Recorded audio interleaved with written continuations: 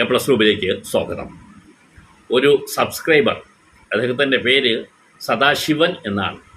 അദ്ദേഹത്തിൻ്റെ ചോദ്യം ഇതാണ്: ഒരു രേഖയും വീടിന് ഇല്ല. അങ്ങനെ വരുമ്പോൾ വീടിനെ സംബന്ധിച്ച് വിവരങ്ങൾ കിട്ടാനും അത് ശരിയായ രീതിയിൽ ഒരു വീടാണ് ഇല്ലെങ്കിൽ അംഗീകരിക്കപ്പെട്ട ഒരു വീടാണ് എന്നും എങ്ങനെ കണ്ടെത്താൻ കഴിയും എന്നുള്ളതാണ് ചോദ്യം. നല്ല ചോദ്യമാണ്, പ്രസക്തമായ ചോദ്യമാണ്. ചില ആളുകൾക്കെങ്കിലും ഇത് പ്രയോജനപ്പെടും. കാരണം രേഖകൾ, ഒരു വീടിനെ സംബന്ധിച്ചിട്ടുള്ള രേഖകൾ ഇല്ലെങ്കിൽ എന്തു ചെയ്യും? എന്തെങ്കിലും ചെയ്യണമല്ലോ. യഥാർത്ഥത്തിൽ ഇങ്ങനെയൊരു അവസ്ഥ കേരളത്തിൽ ഉണ്ടോ? ആർക്കെങ്കിലും എന്തെങ്കിലും വിവരങ്ങൾ ഇത് സംബന്ധിച്ച് ഇല്ലാതെ പോയാൽ, ആ വീടിനെ സംബന്ധിച്ച് ഇല്ലാതെ പോയാൽ നമ്മൾ ചെയ്യേണ്ടതും ശ്രദ്ധിക്കേണ്ടതുമായ കാര്യങ്ങളാണ് ഇന്നത്തെ എപ്പിസോഡിൽ. പൂർണ്ണമായും കേൾക്കുക. നിങ്ങൾക്കോ ബന്ധുക്കൾക്കോ സുഹൃത്തുക്കൾക്കോ അയൽക്കാരനോ ഉപകരിക്കാം. കൂട്ടത്തിൽ ഒരു കാര്യം കൂടെ ഞാൻ പറയുന്നു. ദയവ് ചെയ്ത് നിങ്ങൾ ഇത് സബ്സ്ക്രൈബ് ചെയ്യുന്ന ആളുകൾ അതിനോടൊപ്പമുള്ള ഒരു ബെല്ലിൻ്റെ ചിത്രമുള്ള ഒരു ബെൽ ഐക്കൺ കാണാം, അതിൽ കൂടി ഒന്ന് പ്രസ് ചെയ്യണം. കാരണം സബ്സ്ക്രൈബ് ചെയ്തവരും ചെയ്യുക. ചില ആളുകൾക്ക് ഈ എപ്പിസോഡുകൾ എല്ലാ ദിവസവും വൈകുന്നേരം 6 മണിക്കുള്ള എപ്പിസോഡുകൾ ഉണ്ട്, അതിൻ്റെ നോട്ടിഫിക്കേഷൻ ലഭിക്കാറില്ലെന്ന് പറയുന്നുണ്ട്. അത് ഞാൻ ഇടയ്ക്ക് പറഞ്ഞതാണ്. നിങ്ങൾ ആ ബെൽ ഐക്കൺ കൂടി ഒന്ന് പ്രസ് ചെയ്യുക, സബ്സ്ക്രൈബ് ബട്ടന് തൊട്ടടുത്തുള്ള ബെല്ലിൻ്റെ ചിത്രത്തിൽ. അപ്പോൾ ആ നോട്ടിഫിക്കേഷൻ കിട്ടി ഏത് വിഷയമാണ് ഇന്ന് വൈകുന്നേരം ഉണ്ടാവുക എന്ന് നിങ്ങൾക്കറിയാൻ കഴിയും. മാത്രമല്ല, ഈ ചാനലിൽ മെമ്പർഷിപ്പ് എടുക്കുന്നവർക്ക് വേണ്ടിയും എക്സ്ക്ലൂസീവായിട്ടുള്ള ചില എപ്പിസോഡുകൾ ആലോചിക്കുന്നുണ്ട്. അത് ഇനിയിപ്പോൾ കുറച്ച് ദിവസം, ഒരു മാസം നല്ല തിരക്കുണ്ട്. അത് കഴിഞ്ഞതിന് ശേഷം ആ വിവരം ചേർത്തുകൊണ്ട് ഞാൻ നിങ്ങളോട് പ്രത്യേകിച്ച് പറയാം. എന്തായാലും ഇപ്പോൾ ഈ സബ്സ്ക്രൈബറുടെ ചോദ്യത്തിന് ഉത്തരം പറയാം. നിങ്ങൾക്കൊരു വീടിനെ കുറിച്ചിട്ടുള്ള എല്ലാ വിവരങ്ങളും അറിയാൻ കഴിയുന്നത് തദ്ദേശ സ്വയംഭരണ സ്ഥാപനത്തിൽ നിന്നാണ്. അതിന് വില്ലേജ് ഓഫീസിൽ പോകേണ്ട കാര്യമൊന്നുമില്ല, രജിസ്ട്രേഷൻ ഡിപ്പാർട്ട്മെൻറ്റിലും പോകേണ്ട കാര്യമില്ല. ഒരു കെട്ടിടത്തിന് അല്ലെങ്കിൽ ഒരു വീടിനെ സംബന്ധിച്ചിട്ടുള്ള ബേസിക് ഇൻഫർമേഷൻസ് മുഴുവൻ നിങ്ങൾക്ക് ഈ സ്ഥാപനത്തിൽ നിന്നും കിട്ടും. ഒരു കെട്ടിടത്തിന് എന്താണ് ഒരു കെട്ടിടത്തിൻ്റെ ഐഡൻറ്റിറ്റി? നമുക്കെല്ലാം ഒരു ഐഡൻറ്റിറ്റി ഉണ്ട്, ഓരോ വ്യക്തിക്കും ഐഡൻറ്റിറ്റി ഉണ്ട്.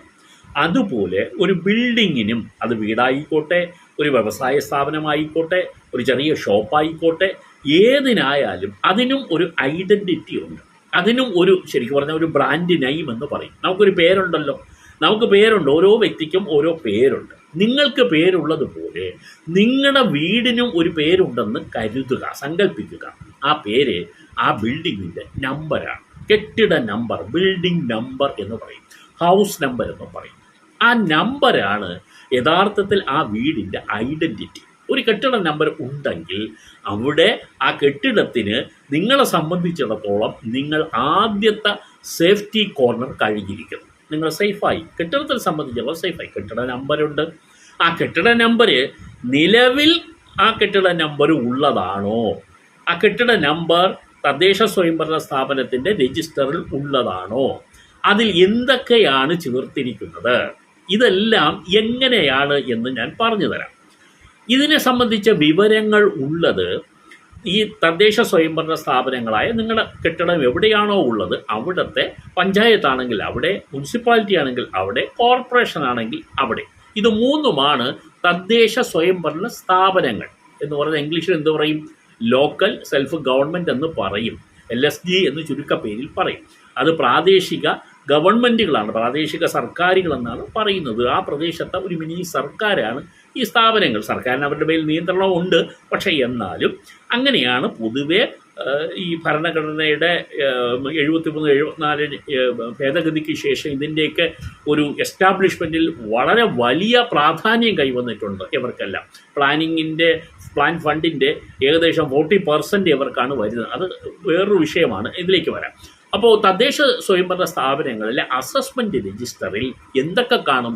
ഒരു ബിൽഡിങ്ങിൻ്റെ നമ്പർ ഉണ്ടാവും, ആ ബിൽഡിങ്ങിൻ്റെ സർവേ നമ്പർ ഉണ്ടാകും. ഏത് വസ്തുവിലാണോ ഇരിക്കുന്നത് ആ സർവേ നമ്പർ, ആ വസ്തുവിൻ്റെ സർവേ നമ്പർ ഈ അസസ്മെൻറ്റ് രജിസ്റ്ററിൽ ഉണ്ടാകും. വീടിൻ്റെ ഡിസ്ക്രിപ്ഷൻ ഉണ്ടാകും. ഡിസ്ക്രിപ്ഷൻ എന്ന് പറഞ്ഞാൽ എന്താണ്? വിവരണം എന്ന് മലയാളത്തിൽ പറയും. ആ വീടിന് എത്ര മുറിയുണ്ട്, ആ വീടിന് എത്ര സ്ക്വയർ ഫീറ്റ് ഉണ്ട്, ആ വീടിന് ഏത് തരം ഫ്ലോറിംഗ് ആണുള്ളത്, ഫ്ലോറിങ് പലതരത്തിലുള്ള ആ ഫ്ലോറിങ് ഏതൊക്കെ തരത്തിലും ഉള്ളതാണ്.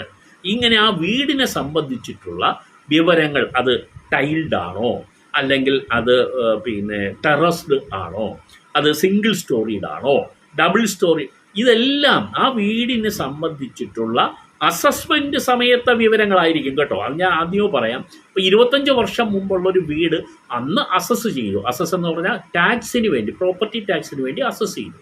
ആ അസസ് ചെയ്ത സമയത്ത് ആ വീടിന് എന്തൊക്കെയാണോ അവർ കണ്ടെത്തിയത്, അസസ്മെൻറ്റ് പ്രകാരം എന്തൊക്കെയാണോ അവിടെ ഉള്ളത്, അത് മുഴുവൻ ഇതിനകത്ത് വെക്കും. അതിൽ പല കാര്യങ്ങളും പ്ലാനിലുള്ളതായിരിക്കില്ല കേട്ടോ. പ്ലാൻ നിങ്ങൾ അതിൻ്റെ ഒരു ബേസിക് സ്ട്രക്ചറാണ് പ്ലാനിൽ വരുന്നത്. പക്ഷേ തുടർന്ന് നമ്മൾ അതിനകത്ത് ഫ്ലോറുകൾ നിശ്ചയിക്കുന്നതും മറ്റുമൊക്കെ നമ്മൾ പിന്നീട് നമ്മുടെ തീരുമാനപ്രകാരമാണ് നമ്മളത് ചെയ്യുന്നത്. ഫ്ലോർസൊക്കെ പ്ലാനിലുണ്ടാവും. അപ്പോൾ ഇത് മുഴുവൻ ഡിസ്ക്രിപ്ഷനകത്ത് ചേർത്തിട്ടുണ്ടാവും. അപ്പോൾ നിങ്ങൾക്ക് എന്തൊക്കെ കിട്ടി? ബിൽഡിങ്ങിൻ്റെ നമ്പർ കിട്ടി. ബിൽഡിങ്ങിൻ്റെ നമ്പർ ഉണ്ടെങ്കിലാണ് ഇത് നോക്കിയെടുക്കാൻ എളുപ്പം കേട്ടോ.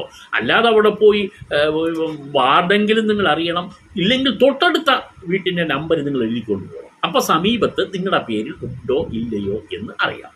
അപ്പോൾ ബേസിക്കായിട്ട് നിങ്ങൾക്ക് ആ ഇൻഫർമേഷൻ കിട്ടി. വീടിൻ്റെ നമ്പർ ഉള്ളത് കൊണ്ട് വീട്ടിൽ എന്തൊക്കെയാണ് വീട്ടിൽ ഇപ്പോൾ നിലവിൽ അതിൻ്റെ ഡിസ്ക്രിപ്ഷനിൽ കാണിച്ചു. ഞാൻ നേരത്തെ പറഞ്ഞ കാര്യങ്ങൾ സർവേ നമ്പർ കാണിച്ചു. ഇനിയോ അതിൻ്റെ ടാക്സ് എത്രയാണെന്ന് നിങ്ങൾക്ക് അറിയാൻ കഴിയും. അതും അതിനകത്ത് രേഖപ്പെടുത്തി വെക്കും. ഇനി ടാക്സ് മാത്രമല്ല, ആ ടാക്സ് എപ്പോൾ മുതലുള്ളതായിരുന്നു എന്ന് കാണിക്കും. ഏത് ഇയറിലാണ് അസസ് ചെയ്തത് എന്നും കാണിക്കും. ആ ഇയർ മുതലാണ് ടാക്സ് വന്നിട്ടുള്ളത്.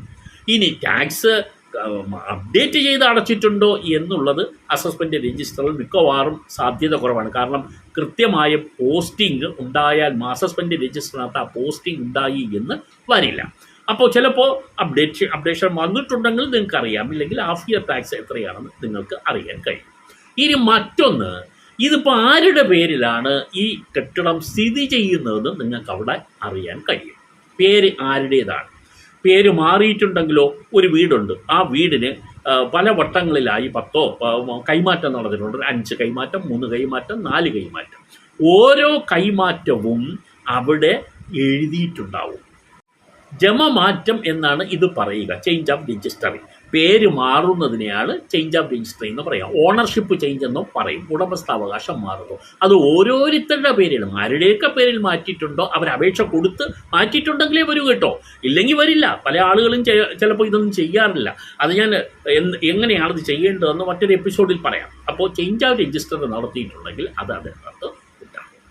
അപ്പോൾ ഇത്രയും ഡീറ്റെയിൽസ് നിങ്ങൾക്ക് അതിനകത്തുനിന്ന് കിട്ടും. ഡോക്യുമെൻ്റ് നമ്പർ വരെ അതിനകത്ത് ഉണ്ടാവാം. നിങ്ങളുടെ പ്രമാണം ഏത് ഡോക്യുമെൻറ്റിൻ്റെ അടിസ്ഥാനത്തിലാണ് ഈ വീട് ശരിക്കും സാങ്ഷൻ തന്നതെന്നും അതിൻ്റെ ഡീറ്റെയിൽസ് അറിയാം. ബിൽഡിംഗ് പെർമിറ്റിൻ്റെ ഡീറ്റെയിൽസ് അറിയാം. ബിൽഡിംഗ് പെർമിറ്റ് സാങ്ഷൻ തന്ന ബിൽഡിംഗ് പെർമിറ്റിൻ്റെ ഡീറ്റെയിൽസും ഇതിനകത്ത് എഴുതിയിട്ടുണ്ടാകും. അപ്പോൾ ഇത്രയും കാര്യങ്ങൾ നിങ്ങൾക്ക് അതിനകത്തുനിന്ന് വ്യക്തമായി കിട്ടുകയാണ്.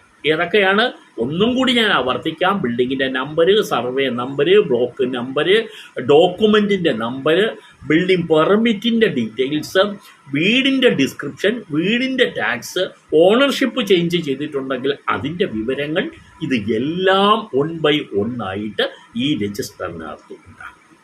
നിങ്ങൾക്കത് അവിടെ പോയാൽ നിങ്ങൾക്കത് നോക്കാൻ അവർ സൗകര്യം ചെയ്തു തരും. ഇനി നിങ്ങൾക്കതിൻ്റെ രേഖ വേണമെങ്കിൽ നിങ്ങൾക്ക് തീർച്ചയായും റൈറ്റ് ടു ഇൻഫർമേഷൻ ആക്ട് പ്രകാരം നിങ്ങൾക്കൊരു അപേക്ഷ കൊടുത്താൽ അതിൻ്റെ എക്സ്ട്രാക്റ്റ് നിങ്ങൾക്ക് കിട്ടും. അസസ്മെൻറ്റ് രജിസ്റ്റർ എക്സ്ട്രാക്റ്റ് എന്ന് പറഞ്ഞാണ് നിങ്ങൾ അപേക്ഷ കൊടുക്കാൻ. അതിന് കൺസെൻറ്റ് ഫീസ് അടയ്ക്കണം. ഫീസ് അടച്ചു കഴിഞ്ഞാൽ അതിൻ്റെ കോപ്പി നിങ്ങൾക്ക് എടുക്കാം.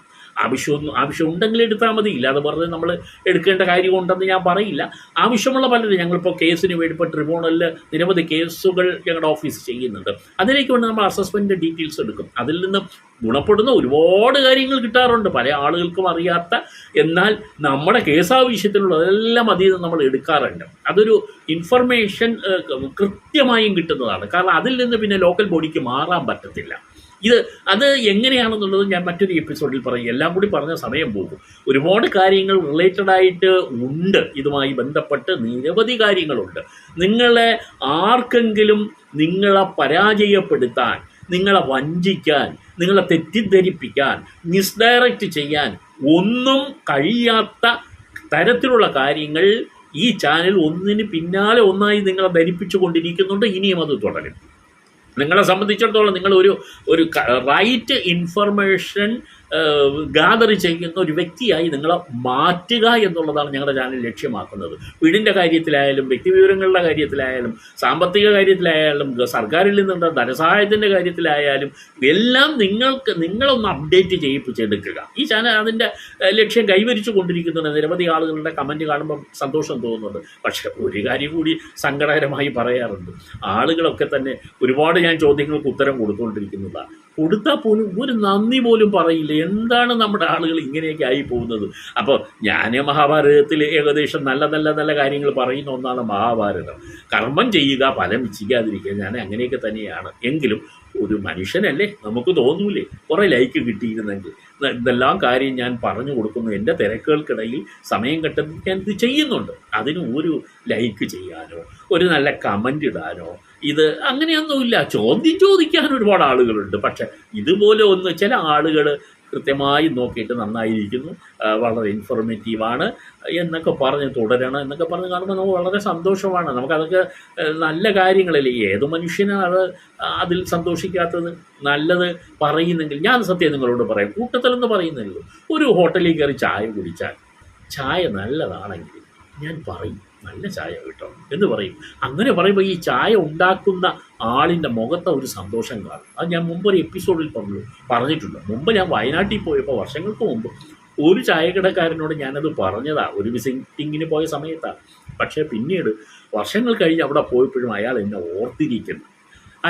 കാരണം അത് ഒരാളിന് കിട്ടുന്നതാണ്. നമ്മൾ ചായ കുടിച്ചു കുറ്റം പറയാനൊക്കെ പലരും ഉണ്ടാവും, പക്ഷേ നല്ലത് പറയാനുണ്ടാവുമോ? നല്ലത് പറയുന്ന ആളുകൾ അവർ ഓർത്തിരിക്കും എന്നുള്ളതാണ്. അതുപോലെയാണ് ഞാൻ ഓർത്തിരിക്കണം. നല്ലത് പറയുന്ന ചില ആളുകളെ ഞാൻ നോക്കിയിട്ടുണ്ട് ഈ ചാനലിൽ തന്നെ. ഇപ്പോൾ ഈ ജോർജ് ടി അതുപോലെ ബിജു ഗോപാലൻ, ഇവരൊക്കെ നല്ലതാണ്. ജോയിസ് ഇപ്പോൾ സിലമാൻ, ലിലിയം, ഇങ്ങനെയൊക്കെ കുറച്ച് ആളുകളുണ്ട്. മണികണ്ഠൻ, നേരത്തെ തന്നെ കുറേ ആളുകൾ ഉണ്ട്. ഞാനിപ്പോൾ പെട്ടെന്ന് ഓർമ്മയില്ലെന്ന് പറഞ്ഞതാണ്. ഇതൊക്കെ സ്ഥിരം ഫോളോ ചെയ്യുന്ന ആളുകളാണ്. അവരൊക്കെ അല്ലാത്ത ആളുകൾ ഓരോന്നായിട്ട് ഇടയ്ക്ക് കാണുന്നുണ്ട്. അങ്ങനെ ചെയ്യുമ്പോൾ ഒരു സന്തോഷമാണ്. അപ്പോൾ നമ്മൾ പറഞ്ഞു വന്ന വിഷയം ഇതാണ്. നിങ്ങൾക്ക് ഒരു വീടിനെ സംബന്ധിച്ച രേഖകളൊന്നും ഇല്ലെങ്കിൽ നിങ്ങൾക്ക് ഫോളോ ചെയ്യാം. നിങ്ങളെ വീട്ടിൻ്റെ പ്രമാണം നഷ്ടപ്പെട്ടാലും നിങ്ങൾക്ക് ഇവിടെ പോയാൽ നിങ്ങളുടെ ഡോക്യുമെൻ്റ് നമ്പർ കിട്ടും. ആ ഡോക്യുമെൻ്റ് നമ്പർ വെച്ചിട്ട് ബാക്കി നിങ്ങൾക്ക് വേണമെങ്കിൽ ഡ്യൂപ്ലിക്കേറ്റ് എടുക്കാം. അങ്ങനെയുള്ള കാര്യങ്ങൾ ചെയ്യാം. പെർമിറ്റ് നഷ്ടപ്പെട്ടാലും വീടിൻ്റെ പെർമിറ്റ് നിങ്ങൾക്ക് എടുക്കാം. ഇങ്ങനെയുള്ള പല കാര്യങ്ങൾക്കും നിങ്ങൾക്ക് ഇതെല്ലാം ഉപകരിക്കും. ഇതുമായി ബന്ധപ്പെട്ട് മറ്റ് ചില കാര്യങ്ങളുണ്ട്. ഇപ്പോൾ ദീർഘമായി എപ്പിസോഡ് കുറച്ച് കൂടുതൽ സമയം എടുത്തെന്ന് തോന്നുന്നു. അതുകൊണ്ട് അടുത്ത എപ്പിസോഡിൽ ഞാനത് വിവരിക്കാം. തീർച്ചയായിട്ടും ഞാൻ പറഞ്ഞ കാര്യങ്ങളെല്ലാം ഓർമ്മിപ്പിക്കുന്നു. അത് എപ്പോഴും എന്താണ് ചാനലിനെ സംബന്ധിച്ച് 1-2 കാര്യങ്ങൾ ഞാൻ പറഞ്ഞു. അത് ചെയ്യുമെങ്കിൽ സന്തോഷം. നന്ദി.